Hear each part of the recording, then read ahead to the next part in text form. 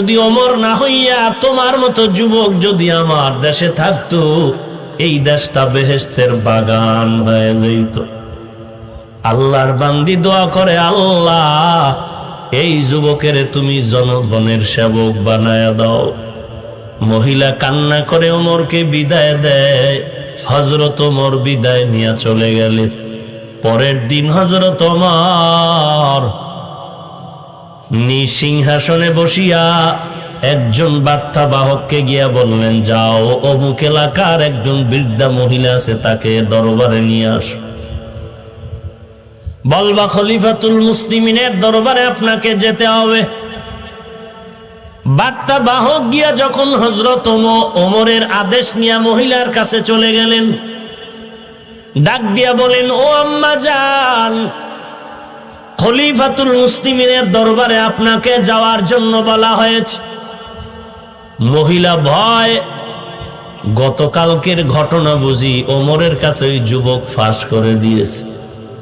মহিলা কান্না করতেছে, আজ আমার ফাঁসি ছাড়া উপায় নাই। মহিলা ফাঁসির ভয়ে কান্না করে সন্তানদের থেকে চিরবিদায়ের কান্না শুরু করলো। সন্তানগুলোকে জড়ায় কাঁদে আর কয়, আমাকে চিরবিদায় দাও, আর দেখা হবে না, আমার আজ ফাঁসি হয়ে যাবে। গতকালকে আমি ওমরের বিরুদ্ধে অনেক কথা বলেছি, সেই কথা বুঝি যুবক ওমরকে জানায় দিয়েছে।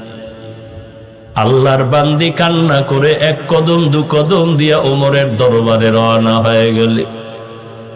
আল্লাহর বড় কুদরত, হযরত ওমরের দরবারে গিয়া ওই মহিলা ভয়ে ভয়ে তাকায় দেখতেছে, মেন জায়গায় সিংহাসনে বসা গত রাত্রের সেই যুবক।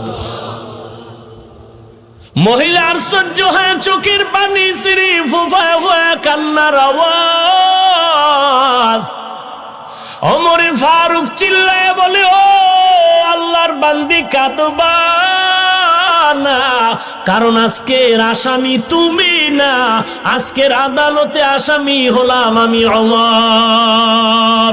লম্বা একটা পাগড়ি হাতে নিয়ে পাগড়ির একটা মাথা গলায় পেঁচাইয়া আর একটা মাথা ওই মহিলার হাতে দিয়া বলে, রে মা, আমি ওমরের বিচারটা করে দাও, কারণ এতদিন আগে তোমার খবর কেন আমি নিতে পারি নাই, আমি বড় অপরাধী, আমার বিচার করো।